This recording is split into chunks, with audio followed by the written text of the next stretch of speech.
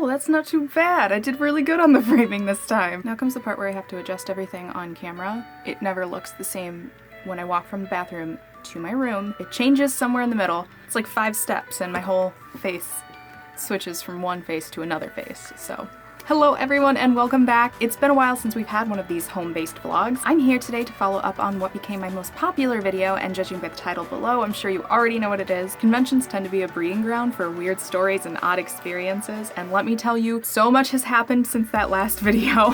However, while I have a lot of news stories, I'm going to be digging back into the archives of my mind for some of these. Disclaimer though, before we get started. These stories are entirely true. I'm not making anything up here. I'm going to tell them to the best of my ability based on what I remember, and I am not singling anyone out here. I'm not going to mention any names unless they are friends of mine who are also involved in the story with me, and that said, these stories are not written down. This is not scripted. I am just trying to remember these things off the top of my head, so I will try my best to keep it all concise, clear, to the point, and hopefully organized. Wish me luck. Okay, I've blabbered on enough now, so let's just jump right in. The year is 2013. Let me take you back a ways. My friend Kinder and I, you know her as Kid, are on a plane to MetroCon. MetroCon is a convention that takes place in Tampa, Florida. I would love to go back someday. Again, I'm getting off track. We only took 2 costumes for the whole weekend, and I distinctly remember it was Friday. I was wearing CL, my green suit CL, which if I have a photo, I will put it here. It was 2013, as I said, so this was about 4 years ago. We were a bit younger, a little more naive. We had gotten ready. We were heading down to the convention center. There weren't many people there yet. We were in our Black Butler costumes, and for those costumes, we have special contacts that we wear. Kinder was wearing red contacts quite like I am right now. They were very, very bright, and I was wearing my CL contacts, which was one really bright blue contact and one that was the contract symbol from Black Butler. And trust me, this is important, okay? The contacts are important, I promise. I vlogged this convention. It's on my channel. Please don't watch it.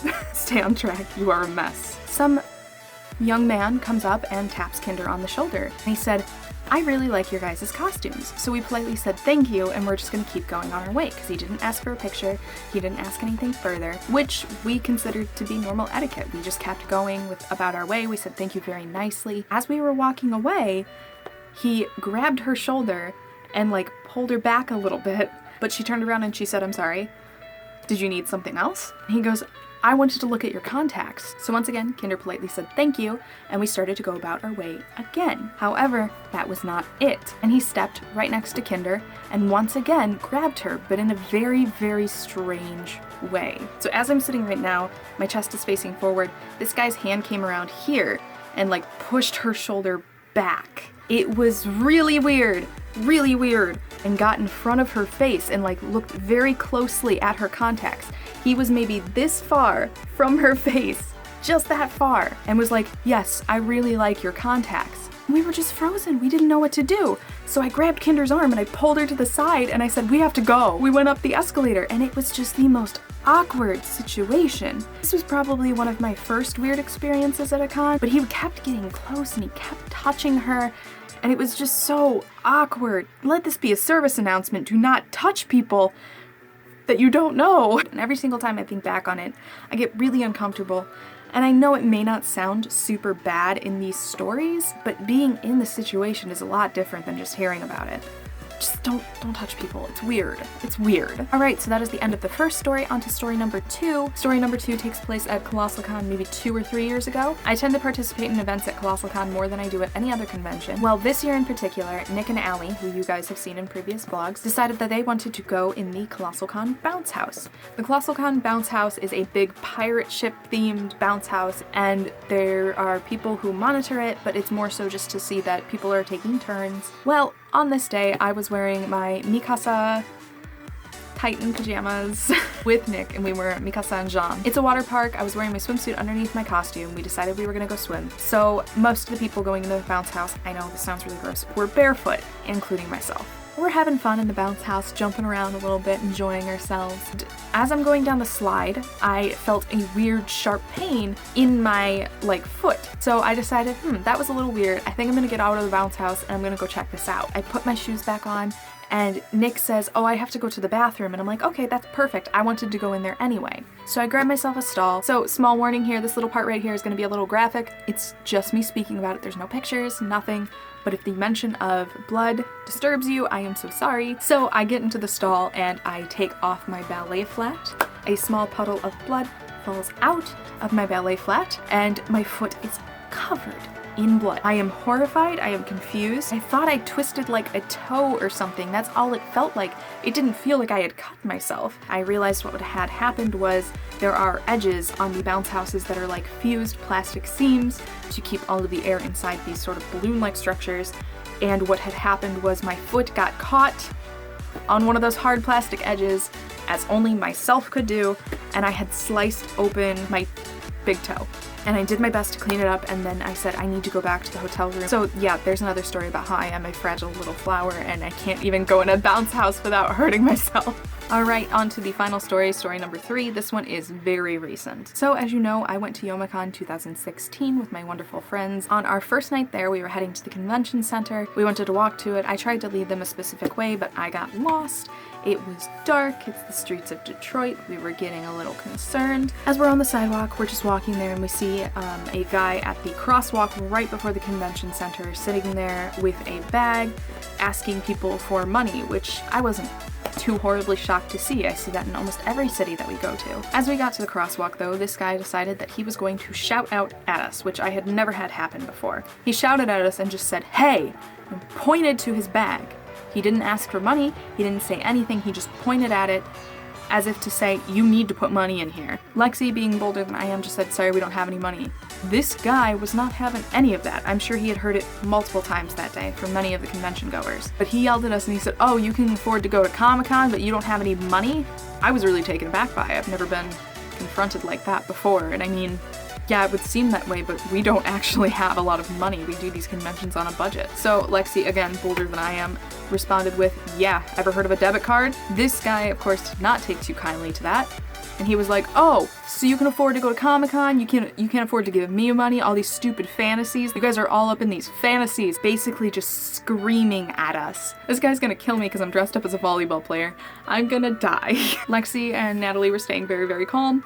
I was too. We were all very quiet. We just weren't responding at this point. Another guy came up behind us. I didn't really look at him. I didn't turn around. I didn't want to make eye contact with the guy yelling at us because I didn't feel like he was going to get up from where he was sitting. He just seemed like he was just trying to threaten us into giving him money. And the guy sitting on the sidewalk says, you see these idiots up here? These ones who are all worried about their fantasies, but they won't give a guy like me money? And I can hear this guy behind me going,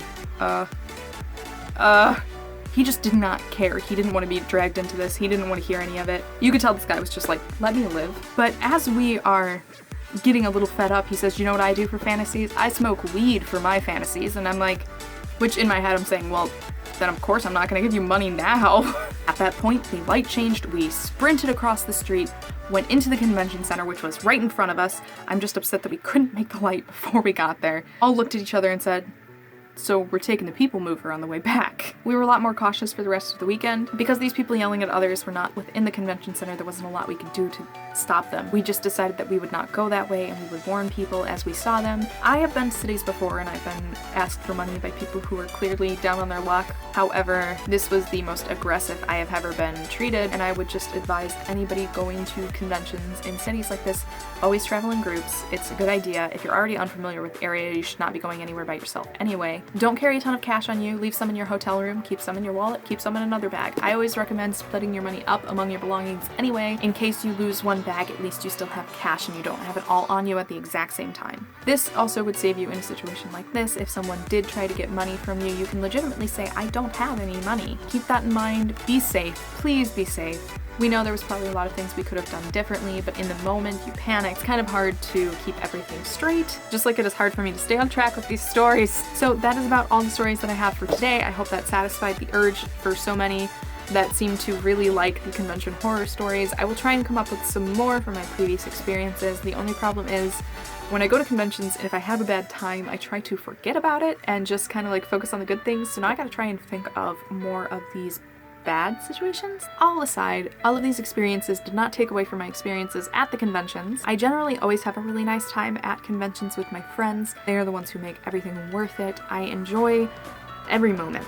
Except of course the Katsucon fire, which maybe we'll talk about next time. And I hope you guys enjoyed the video today. I am so sorry it has been so long since I have made a video like this where I sit down and talk to you guys.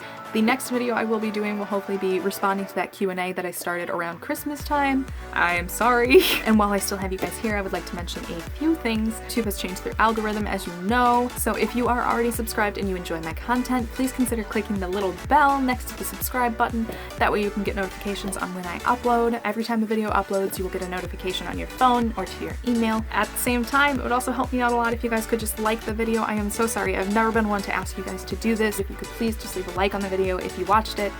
I would really appreciate it. It helps me out a lot. And if you are new to the channel and you are just watching this video now, please consider subscribing. I put out videos like this every week. My content is pretty varied. If you enjoy conventions, I do convention vlogs, I do work vlogs, I do tutorials, and I do videos like this where I sit down and complain apparently. I have to go. I have reached the 30-minute mark on my recording and I am horrified at how long that's going to take to upload my computer. And I will see you guys next week. Goodbye!